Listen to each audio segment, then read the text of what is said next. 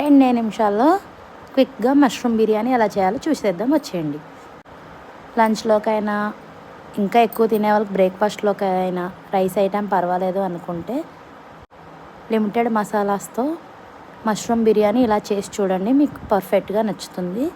సింపుల్గా కూడా అయిపోతుంది. ఏం లేదండి, ఒక బాండీ తీసుకుని దాంట్లో హోల్ గరం మసాలా సామాన్లు ఉంటాయి కదా, అవన్నీ వేసేసుకోండి. కొంచెం కొంచెంగా వేసుకోండి, దీనికి ఎక్కువ మసాలా ఫ్లేవర్ అవసరం లేదు. మష్రూమ్ బిర్యానీ లైట్గా ఉంటేనే బాగుంటుంది.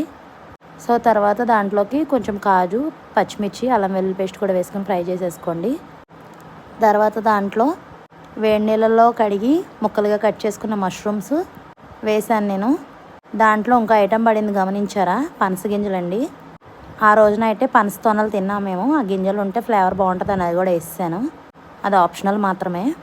అవన్నీ వేసేసి కాసేపు ఫ్రై చేసేసుకొని నేను 3 గ్లాస్ రైస్ వేస్తున్నాను నార్మల్వి. బాస్మతి రైస్ అయితే గ్లాస్కి గ్లాస్ వాటరే, 3 గ్లాస్కి నేను 6 గ్లాస్ వాటర్ వేసాను.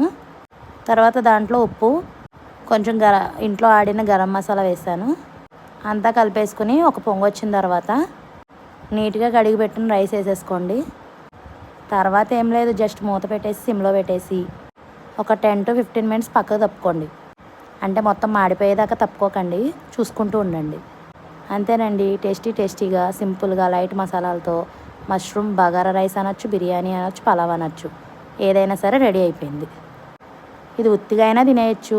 లేదు మాకు నచ్చదు అనుకుంటే దీంతో పాటు తినేలాగా కర్రీ కూడా ప్రిపేర్ చేసి నెక్స్ట్ వీడియోలో అప్లోడ్ చేస్తాను.